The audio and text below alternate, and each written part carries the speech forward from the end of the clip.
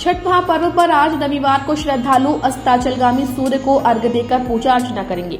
व्रतियों ने शनिवार के दिन छठ व्रती खरना की पूजा कर 36 घंटे का निर्जला व्रत की शुरुआत की। वहीं आज शाम को अस्ताचलगामी भगवान सूर्य को दूध और जल से अर्घ्य दिया जाएगा।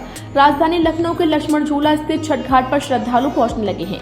छठ घाट को फूलों से सजाया गया है। वहीं श्रद्धालुओं को बैठने के लिए इस बार मैट बिछाई गई है। इसके अलावा नगर निगम की ओर से व्यापक इंतजाम किए गए हैं। साथ ही सुरक्षा व्यवस्था को लेकर पुलिस बल भी तैनात किया गया है।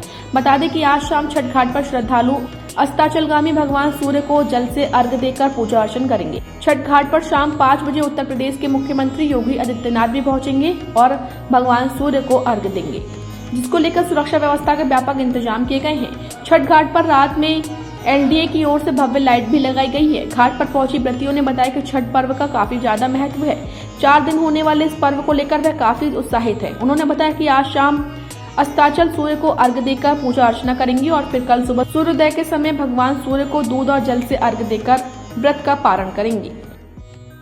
ये पूजा का बहुत महत्व है भैया। छठ पूजा तो 1 साल से हम लोग इंतज़ार करते हैं इस पूजा के लिए और महापर्व है ये।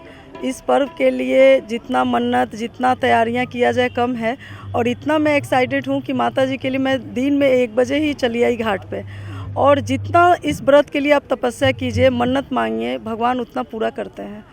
और कल से व्रत हम लोग परसों से 4 दिन की ये व्रत होती है और नहाए खाए खरना, उसके बाद आज डूबते हुए सूर्य को अर्घ देंगे। कल सुबह उगते हुए सूर्य देवता को अर्घ देके समापन होगा इस व्रत का।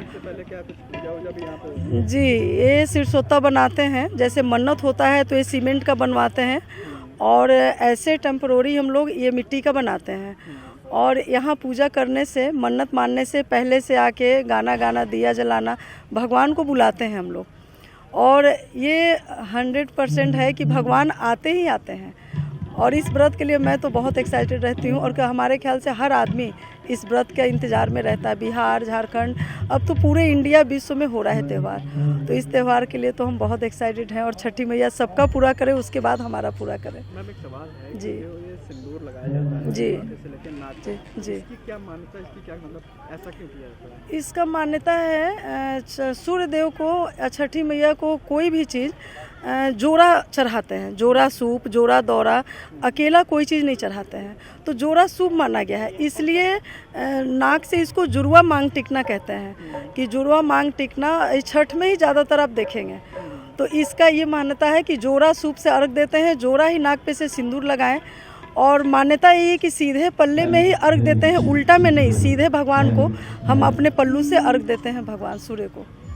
आज शाम को सूर्य अस्त के समय, क्या होगा वो पूरा बता दीजिए। सूर्य अस्त के समय उसको अर्घ दिया जाएगा। फिर उसके बाद हम लोग घर जाएंगे। वही टाइम। फिर उसके बाद हम लोग घर जाएंगे। घर पे भी कुछ ऋषि का पूजा होगा। फिर उसके बाद मॉर्निंग में आ जाएगा। कितना उत्साह है इस पर्व को लेकर? बहुत ज़्यादा है, बहुत ज़्यादा है उत्साह। और क्या कुछ जो है फल और ये सब? फल सब है, कोई ऐसा फल है कि नहीं, सब सारा फल है इसमें। फल से ही तो व्रत है। अच्छा, एक परंपरा होती है जो सिंदूर जो है नाक तक लगाया जाता है, इसकी क्या खासियत है? मतलब ऐसा क्यों किया जाता है कि नाक तक लगाया? ये पहले से है, इसको अच्छा माना गया है। सुहागिन स्त्री हैं तो मांग भर के अर्घ देते हैं सूर्य भगवान को। हाँ, ये मतलब नाक तक लगाया जाता है? कोनो जरूरी नहीं है कि नाक तक लगे, कोई नाकों तक लगाता है, कोई यहाँ तक से लगाता है। कोनो जरूरी नहीं कि नाके पर से लगाया जाए। कितना उत्साह रहता है आंटी जी इस पर्व को लेकर? उत्साह जैसे कोनो मनौती है, मनौती पूरा हो जाता है हाँ। तो ऐसे उत्साह होता है कि छठी मैया हमको मनोकामना पूरा कर दे।